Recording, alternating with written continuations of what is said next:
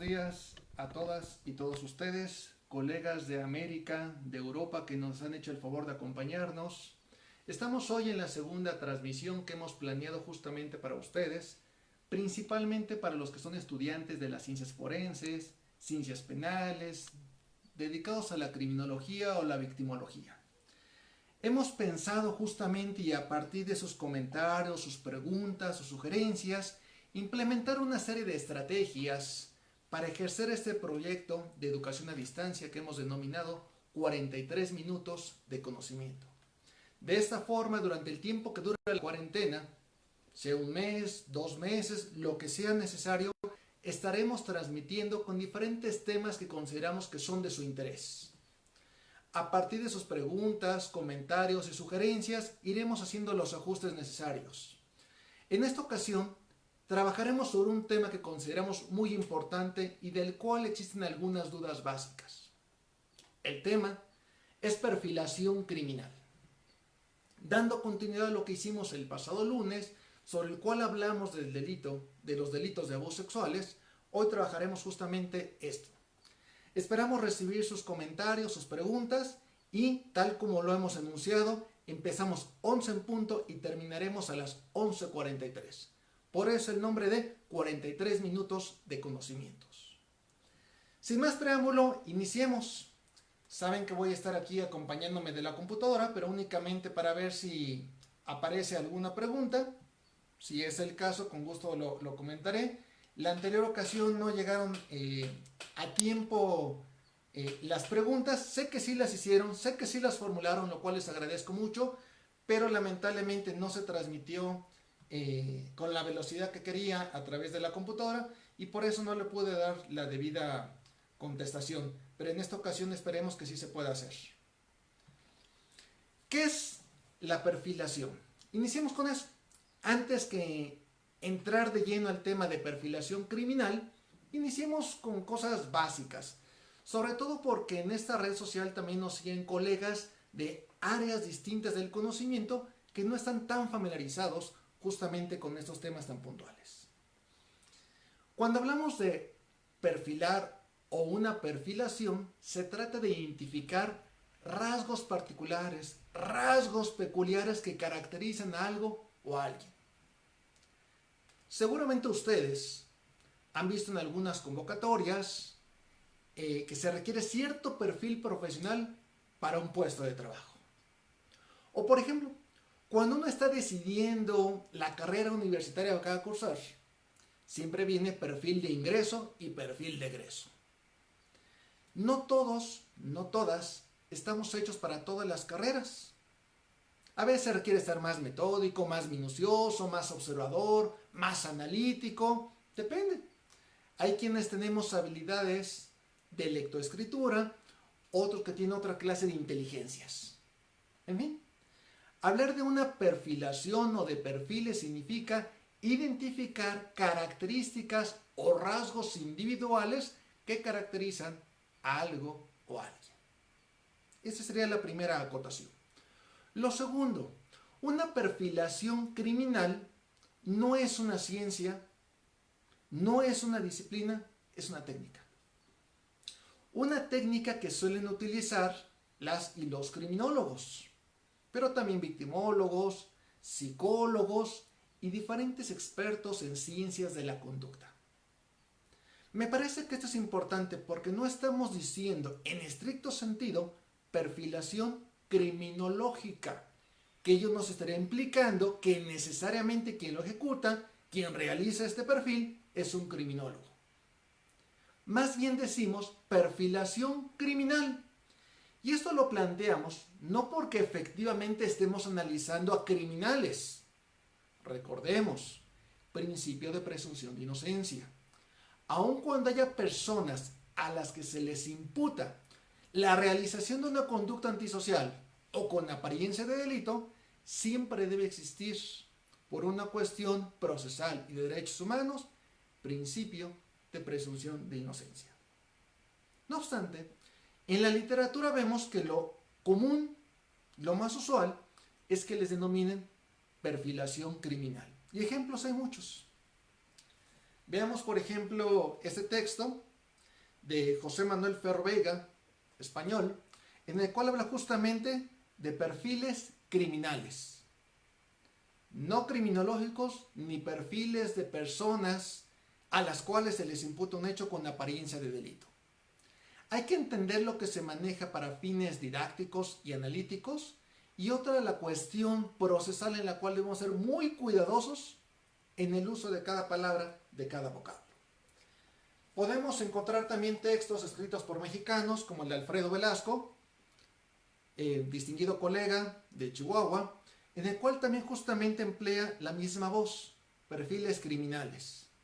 Y ahora más recientemente, otro colega, ahora en el caso del estado de Michoacán, particularmente de Morelia, nos plantea la posibilidad de hacer perfiles criminales también a través de las redes sociales, a través de analizar lo que proyectamos, lo que publicamos cotidianamente todas y todos nosotros. Libros hay muchos, eso nos queda claro.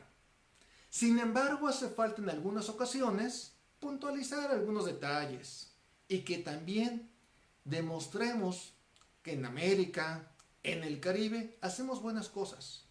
Porque muchas veces estamos importando textos de otros contextos que si bien son muy útiles y además necesarios, responden a cuestiones distintas. Cuando hablamos entonces de un perfil, se trata de identificar rasgos de personalidad. Lo que nos caracteriza, lo que nos individualiza. Y por ejemplo, no solamente nos referimos a características físicas, sino principalmente comportamentales.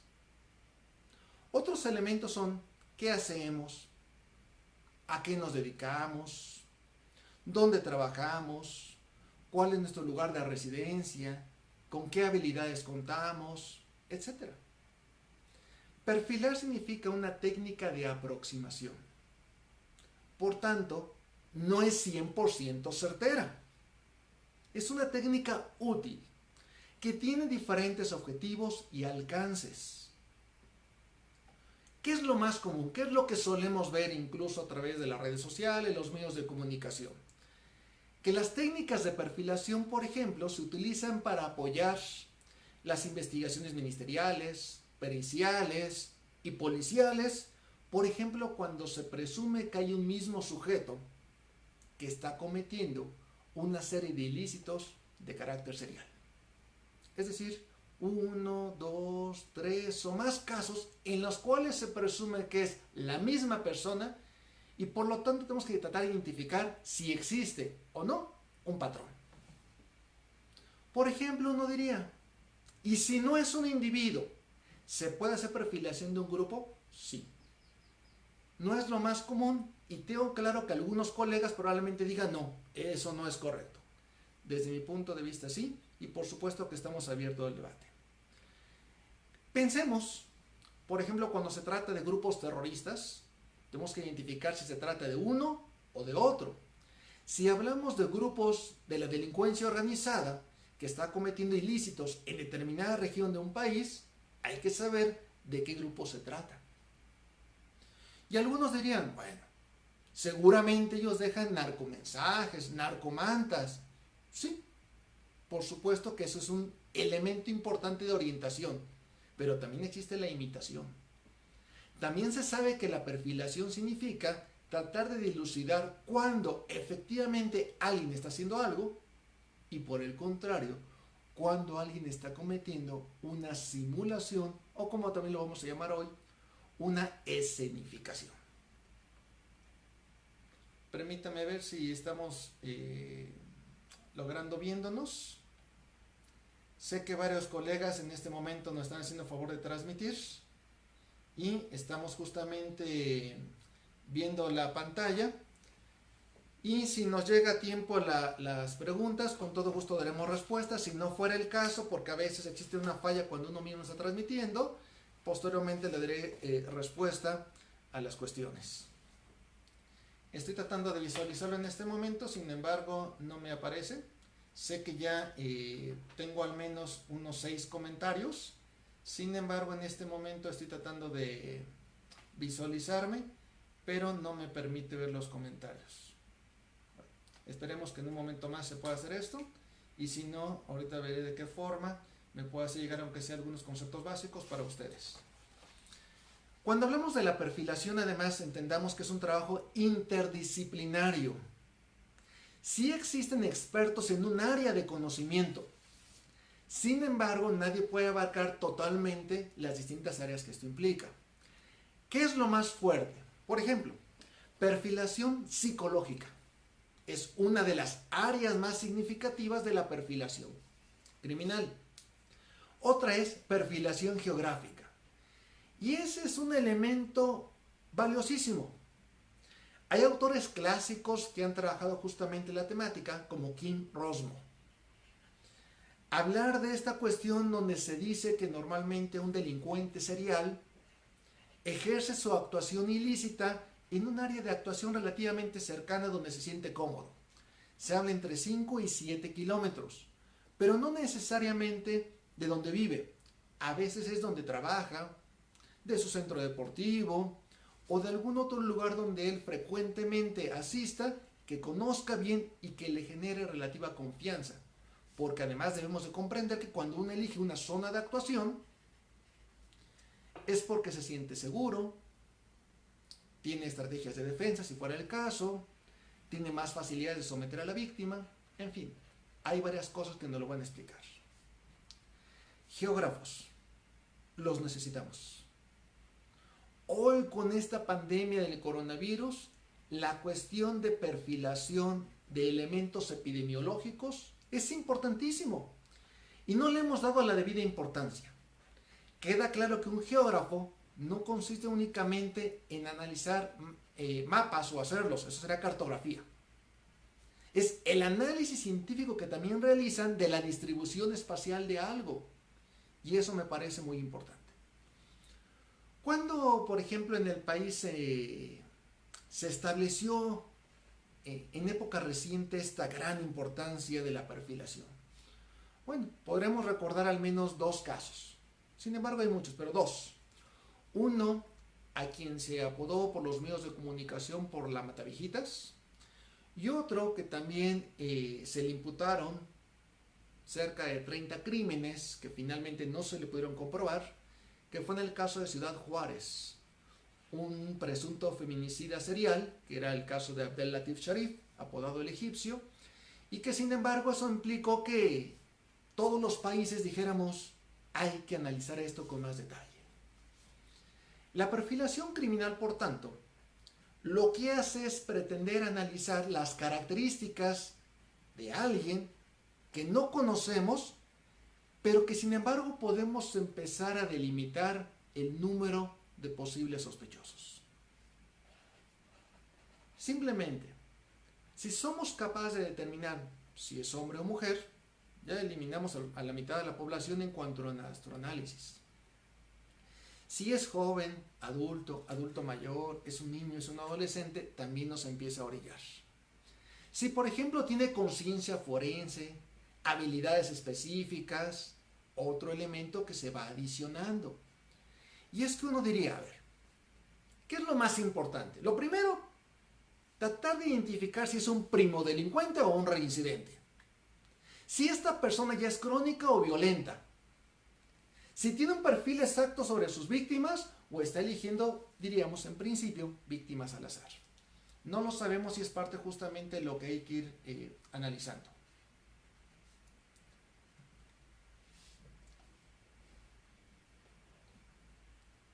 Estoy tratando de ver justamente esto.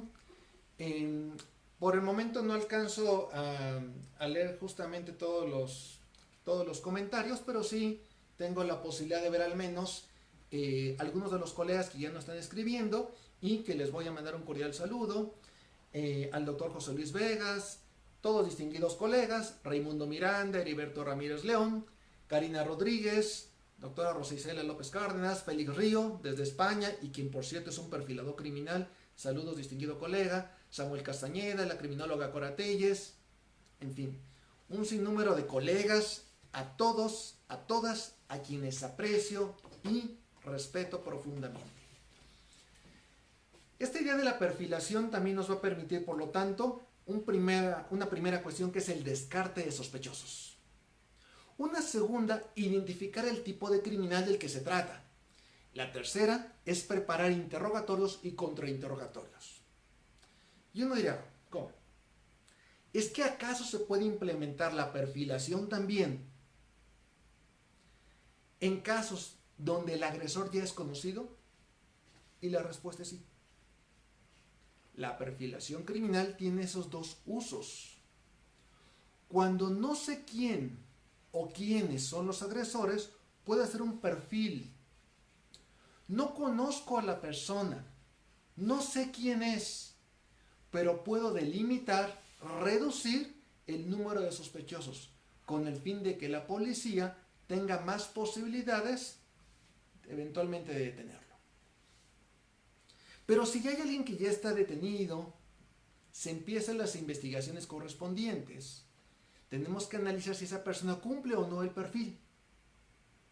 Y además, si es el caso, cuando realicemos una entrevista, un interrogatorio, un contrainterrogatorio, nos va a servir justamente hacer su perfil de esta persona, para perfeccionar justamente la técnica. Ahí tenemos dos grandes posibilidades. Ahora, existen muchos mitos sobre el perfilador. Y quizás lo que se ha llamado el efecto CSI, lejos de ayudarnos a los investigadores, nos ha complicado las investigaciones. ¿Por qué? En primer lugar, toda la población ve programas televisivos en los cuales nos empiezan a enseñar cómo se identifica a un presunto delincuente justamente por los errores que comete. Digamos que, por ejemplo, le toca aquí, como lo estoy diciendo en este momento, que estoy dejando mis huellas dactilares. Estamos comenzando a generar conciencia forense. Si un violador, por ejemplo, ya sabe que eventualmente queremos rastrear para un análisis biológico, químico, genético, su líquido seminal, muy probablemente utilice un preservativo. Y eso nos comienza a complicar la situación. La conciencia forense es algo que también debemos tratar de identificar en los perfiles de aquellos que no sabemos, o sea, que no sabemos exactamente quiénes son, pero que empezamos a conocerlo como si fuera una suerte de personas sin rostro todavía. A lo mejor ya sabemos que se trata de un hombre que actúa solo, entre 20 y 35 años, que es residente de la zona, que tiene alto nivel de estudios, pero no sabemos quién es. Y esa es justamente la importancia de la perfilación. Pero uno a sí mismo, a quienes se dediquen plenamente a esto, no se autonombran perfiladores criminales. Eso es para la televisión. Realmente son analistas de evidencia conductual, analistas del comportamiento, o tienen diferentes denominaciones en cada uno de los países. Aquí de lo que se trata es empezar a analizar justamente los elementos positivos que nos puede dar esta técnica. Y si vamos viendo la importancia que colaboren criminólogos, criminalistas, psicólogos, victimólogos y otros expertos que eventualmente, depende del tipo de delito, nos podrán auxiliar. Pensemos en algunos casos médicos, estomatólogos. Pero si se trata de delitos informáticos, requerimos expertos justamente en las ciencias de las nuevas tecnologías, de la comunicación y de la informática. Entonces, no hay un solo perfil de los perfiladores. Hay muchos. Sabemos que hay muy buenos en el mundo, sin embargo hay pocos. Y mucha gente dice, yo quiero ser un perfilador porque estamos bajo la idea que únicamente analizamos asesinos seriales. Y no. Prácticamente se puede hacer perfilación de una gran cantidad de delitos. Pero bueno, tengo a la vista dos preguntas. Una nos refiere, ¿cuáles son los elementos esenciales para la determinación de la perfilación criminal? Bueno, pongámoslo de esta manera. son 4 puntos. 1. Análisis de la escena del crimen. Otros autores van a decir no, llamémoslo mejor lugar de los hechos, y en el caso de una visión más jurídica, vamos a llamarlo lugar de intervención. Esto vamos a analizarlo con calma, nos queda tiempo, llevamos 20 minutos y estaremos con ustedes 43. Primero me quiero enfocar en la pregunta 1 y en unos minutos doy respuesta a la pregunta número 2. En esta 1 señalan cuáles son los elementos principales. Son 4. Primero, la escena del crimen, también llamada lugar de los hechos o lugar de intervención. Por supuesto que hay escenas secundarias. Hay lugares de transferencia. Hay lugares del hallazgo. ¿Cuál es mi recomendación? Bueno, si bien en la mayor parte de los libros, y aquí solamente menciono 3, pero hay muchos. Si bien en la mayor parte de los libros hablan de escena del crimen, mi recomendación es que ustedes lo llamen lugar de intervención. No sabemos siquiera si el hecho ocurrió. Eso lo estamos determinando. No sabemos quién es la persona responsable. O incluso nos vamos a dar cuenta que en el caso de algunas muertes se presume que fue homicidio y a lo mejor fue suicidio. Se presume que fue un suicidio y resulta que fue un accidente fatal. Es decir, primero tenemos que investigar y después darle el carácter o no de crimen. Por eso, como primero de los 4 elementos es lugar de intervención. Los peritos, las policías, los ministerios públicos tendremos oportunidad de analizar diferentes lugares, diríamos diferentes escenas. Por eso lo vamos a llamar así, lugar de intervención. El segundo punto, y es relevante que ustedes los vayan anotando, es el modus operandi. Esta palabra que a veces se nos complica tanto, empecemos a entenderla. Es como el modo de operar de este ejecutor, de este criminal. Modo de realizar las cosas, que evidentemente implica una técnica, un conocimiento, un cierto dominio, habilidades. Eso que implica, digamos, todos los actos mediante los cuales el victimario se aproxima a la víctima, logra el control, ejecuta el ilícito, eventualmente huye y, si fuera el caso, hasta genera estrategias que le permitan inculparse, o sea, más bien exculparse, disculpen. El modus operandi son actos de precaución, en términos sencillos. Todo lo que alguien hace para cometer el ilícito, pero salir impune. Eso es el punto número 2, el modus operandi. Actos de precaución. ¿Cómo me acerco, someto, victimizo y escapo? Mi objetivo, como en este caso el ejemplo que les doy de delincuente, es garantizar mi impunidad. El tercer punto es lo que llamamos firma. Y esto resulta también complejo de explicar en solamente unos minutos, pero tratemos de hacer justamente este esfuerzo. La firma, a diferencia del modus operandi, no es un acto de precaución, es un acto de comunicación. Son una serie de elementos, diríamos, innecesarios, por ejemplo, los que se cometen post-mortem, o sea, una vez que el victimario priva de la vida a la otra persona, y por ejemplo dice, ya la ejecuté, ahora, por ejemplo, quiero realizar una mutilación. Yo no diría, pero si ya la privaste de la vida, ¿para qué? En principio diríamos son actos innecesarios. Pero diríamos, bajo esta lógica son actos de comunicación.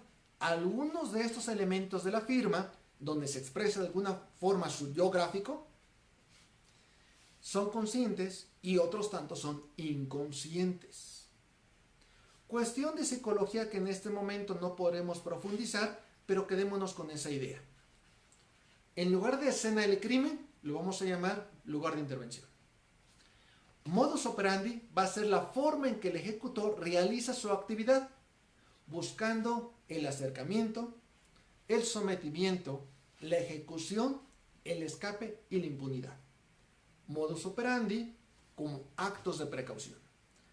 Firma, por el contrario, son actos innecesarios, son actos de comunicación, muchas veces de forma inconsciente, en el cual la persona que los realiza no solamente plasma su yo gráfico, sino que satisface necesidades emocionales. Y el cuarto punto, que a veces se le olvida a algunos colegas, es la victimología. Nadie puede hacer perfilación criminal si no hace también un acompañamiento del análisis victimológico. Quiere decir, hay perfilación criminal y hay perfilación victimal. Hay una suerte de interacción entre estos dos, una crimino-victimodinámica, en la cual tengo que comprender por qué este sujeto elige a esta víctima. ¿Cómo reaccionó, si es que fue el caso, con respecto de este ataque? ¿Se dio cuenta o no? ¿Se conocían o no? ¿Hubo engaño, manipulación, violencia? ¿De qué se valió este para someter a esta otra persona? ¿Ofreció resistencia o no? En el cuerpo de la víctima, si es que fuera el caso de que pierde la vida, vamos a encontrar una gran cantidad de elementos muy importantes. Entonces ya tenemos los 4 elementos. El lugar de intervención, modus operandi, la firma y la victimología. Una segunda pregunta que amablemente nos formula Hilda Suárez. ¿Podría pasar los nombres y autores de los libros mencionados? Con todo gusto. Tenemos al doctor Víctor Gutiérrez, lo estoy mostrando en este momento en pantalla, un distinguido colega del Colegio Federal de Peritos, su presidente. Es un texto en el cual nos plantea esta perfilación a través de las redes sociales, en la cual de alguna forma se proyecta parte de nuestra personalidad. Son temas que están a debate, pero me parece importante que también lo consideremos. El libro de Alfredo Velasco, Perfilación Criminal, es un colega con formación inicial de psicólogo, con estudios complementarios en Estados Unidos y que ha trabajado no solamente en la parte teórica, sino práctica. Y este texto que también les mostré al inicio, Perfiles Criminales, de José Manuel Ferro Veiga. José Rodrigo Martínez nos pregunta con respecto a los neuropsicólogos. En el caso de las neurociencias, la neuropsicología, neurobiología y neurocriminología, entendamos que es muy reciente. Muy reciente los aportes que se están logrando, al menos en México. Sé que otros países nos llevan ventaja, pero en México es muy reciente. Tenemos conocimiento justamente que en la Facultad de Derecho y Ciencias Sociales de la Benemérita Universidad Autónoma de Puebla se está desarrollando la línea de investigación de neurocriminología. En el Instituto Nacional de Psiquiatría Ramón de la Fuente también se iniciaron hace algunos años estudios al respecto para entender el comportamiento de las personas justamente a partir de las estructuras y funcionamiento de los cerebros y otros elementos, digamos, más bien de carácter orgánico, como la cuestión de los neurotransmisores. Otros colegas, como Eric García López, el doctor, que ahora labora en el Instituto Nacional de Ciencias Penales, ha impulsado mucho lo que es el neuroderecho, a tal punto que recientemente el INACIPE, allá en Tlalpan, Ciudad de México, ha ofertado tanto la maestría como el doctorado en estas áreas. Todo lo que es lo neurocientífico es de vanguardia. Me parece que todavía falta mucho por avanzar en eso y que hay que ir identificando qué se ha hecho. Peggy Ostrowski, desde un enfoque un poquito distinto en la Facultad de Psicología de la Universidad Nacional Autónoma de México, también ha incursionado en el análisis no solamente de los procesos mentales, sino paulatinamente de las estructuras mentales y, digamos, los elementos orgánicos. También me preguntan muy amablemente qué estudios se deben tener para hacer un perfilado criminal. Bueno, hasta ahora hemos encontrado dos universidades en México, pero probablemente haya más, que están ofertando maestrías en esta área. Otra opción es las certificaciones, por ejemplo, las que realiza la Federación Mexicana de Psicología en perfilación criminal, que varían. Hay capacitaciones, por ejemplo, a partir de 150, 180 horas. Hay quienes dan cursos más pequeñitos y otros hasta maestría. Muchos colegas también lo que han hecho es irse a capacitar directamente a la FBI y ir viendo, por ejemplo, en qué estados hay mayor desarrollo, que sería el caso de Chihuahua. ¿Qué estudios se debe tener? Yo diría que al menos dos básicos. Psicología y criminología. Son los dos básicos. Si soy criminólogo de licenciatura, una maestría en psicología me parece muy adecuado. O al revés, soy psicólogo y hago una maestría en criminología. Elementos complementarios, por ejemplo, criminalística. ¿Qué otra cosa puede ser de gran utilidad? Victimología. Pero bueno, queda claro que, como lo señalé en un inicio, lo importante es un equipo de trabajo interdisciplinario. Por ejemplo, para hacer perfilación geográfica, los geógrafos como tal, acompañados de matemáticos, actuarios, demógrafos y estadísticos, nos van a ayudar muchísimo. Una siguiente pregunta que nos plantean es si el modus operandi puede ser diferente en un mismo delito o debe haber un solo tipo de modus operandi. Y, en su caso, ¿qué tipos de modus operandi se manejan? Bueno, entendamos que ahí va a haber diferentes posturas de los autores. Hay quien sostiene que en general el modus operandi se repite y que únicamente se perfecciona. Diríamos, como cualquier otra habilidad, a partir de la práctica, de la experiencia, uno va viendo qué elementos le funcionaron y cuáles no. Y por tanto uno ajusta.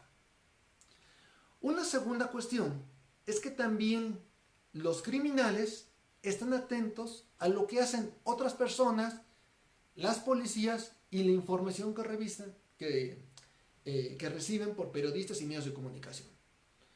Por lo tanto, dicen, si a partir de tal elemento me están perfilando, cambiaré para que no lo sigan haciendo y pueda confundir. Y eso me da lugar, a partir de esta pregunta, de enlazarlo con otro aspecto. Si ustedes me lo permiten, nos quedan 10 minutos. Primero sería, ¿cuándo se va a aplicar una perfilación criminal? Decíamos, se puede aplicar en muchos casos, en muchos ilícitos. Principalmente son en delitos violentos, donde se presume una reincidencia o una serialidad. Pero no solamente hablamos de homicidas seriales, también puede ser un incendiario serial o un violador serial. Pero perfilación puede ser de muy distintos elementos y características. Si por ejemplo se tratara de un homicida múltiple, lo primero que habría que distinguir si se trata de un homicida en serie, un homicidio, digamos, frenético o en masa. Hay otros autores que le agregan, a veces lo llaman itinerante, a veces lo llaman spree killer, varían. Lo primero que hacemos nosotros es, ¿se trata de un homicida múltiple? Sí, de acuerdo. ¿A qué perfil se corresponde más? ¿A uno en serie? ¿A uno frenético? ¿O uno en masa? Habría que distinguir. Segundo, cuando llegamos a un lugar de intervención, obviamente sabemos que por la cadena de custodia se tiene que preservar, se tiene que fijar. Garantizar todo esto para que eventualmente cuando lleguemos a un debido proceso se hayan verificado los elementos técnicos, científicos y jurídicos tal como nos lo marca no solamente la experticia forense, sino el marco jurídico. Esa escena se encuentra pura, diríamos, se preservó, se fijó de diferentes formas, fotográfica, videográfica, planimétrica, pero se preservó adecuadamente. O, opción número 2, es una escena alterada. Ahí ya tenemos una diferencia importante que quiero que ustedes, mis distinguidos colegas, lo apunten. Una escena pura se preservó. Es raro encontrarlo, pero para fines analíticos es importante tenerlo así. 2. Una escena alterada, pero de forma no dolosa. ¿Cómo en qué casos? Cuestiones climatológicas, la lluvia, el viento, un temblor, insectos y animales. Se está alterando la escena, pero de forma no dolosa, porque son elementos naturales, insectos y animales. Fauna carroñera y oportunista en primer caso.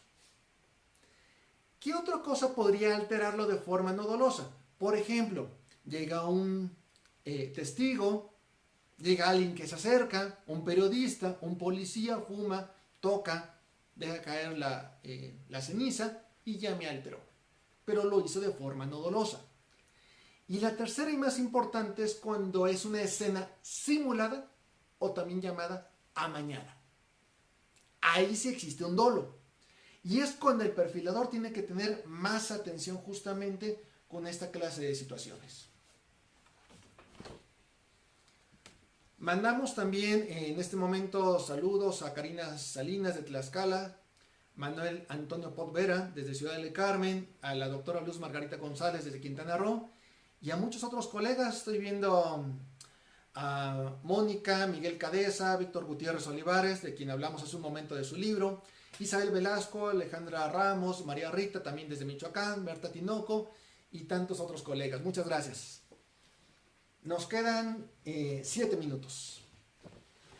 De estas cuestiones de las diferentes escenas, permíteme solamente distinguir 3 ejemplos. De esta tercera tipología que llamamos simulada o amañada, en Europa sobre todo manejan unas variantes que me parecen muy importantes y que en México prácticamente las desconocíamos hasta hace poco.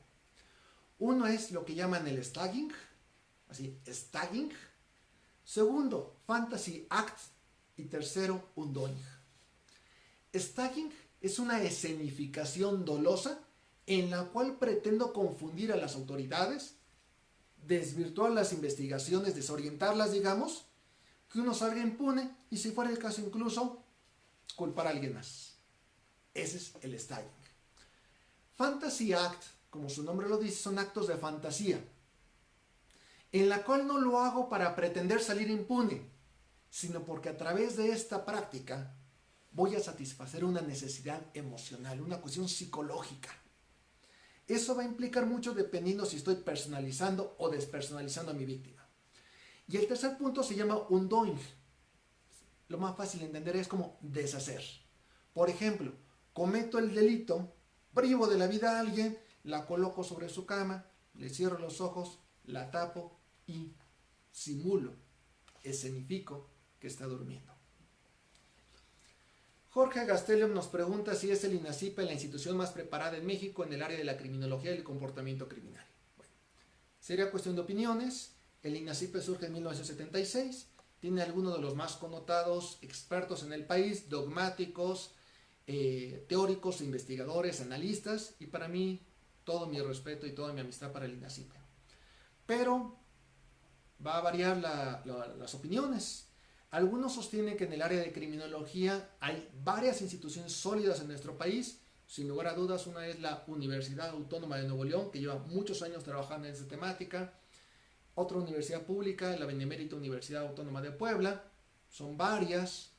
Y en el ámbito privado, y preferiría abstenerme en cuanto a comentar cuáles son las más importantes, porque entendemos que además de ser una institución académica, son un negocio, y creo que se podría malinterpretar cualquiera de los comentarios.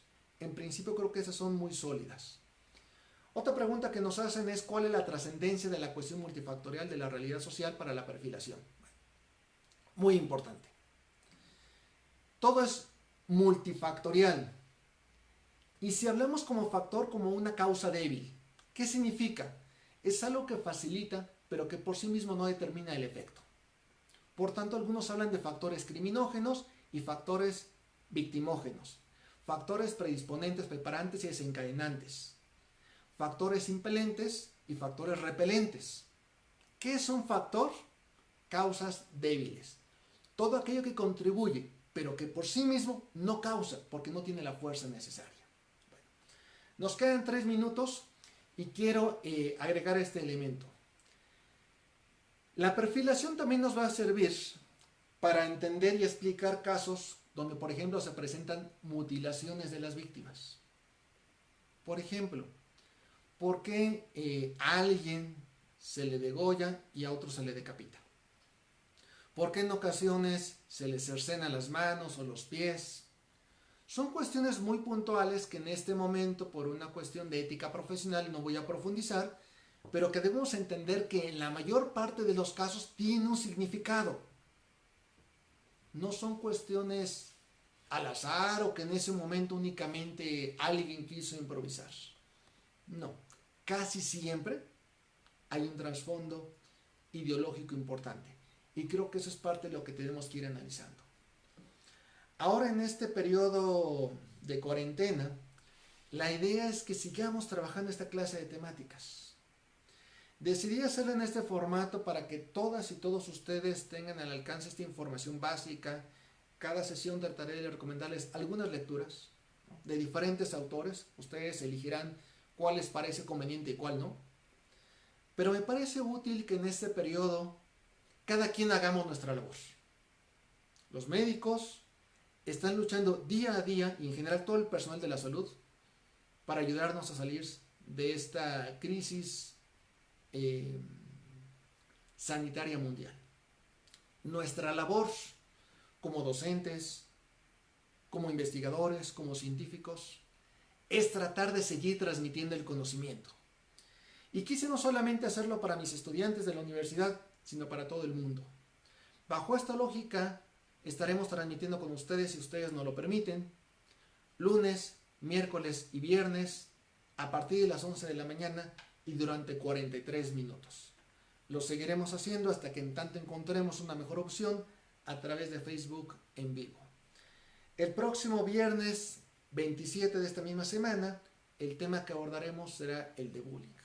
Otro tema que me parece muy importante y de interés para todos ustedes. Sé que hay más preguntas, hay más comentarios. Lamentablemente el tiempo nos está ganando, pero creo que logramos trabajar los principales puntos, que era el objetivo justamente de esta transmisión. Ser perfilador criminal, analista de evidencia conductual o el nombre que prefiramos, es algo muy importante, requiere conocimientos especializados, requiere que uno profundice, lea una gran cantidad de textos muy importantes, se certifique y que logremos distinguir la fantasía de la televisión de la realidad que en nuestro país nos está abrumando con tanto índice de violencia. Soy el doctor Eric Gómez Tagle López, transmitiendo desde Puebla, México, a todos los colegas de América, el Caribe y Europa que amablemente nos acompañan. Un abrazo y la mejor de las suertes. Gracias.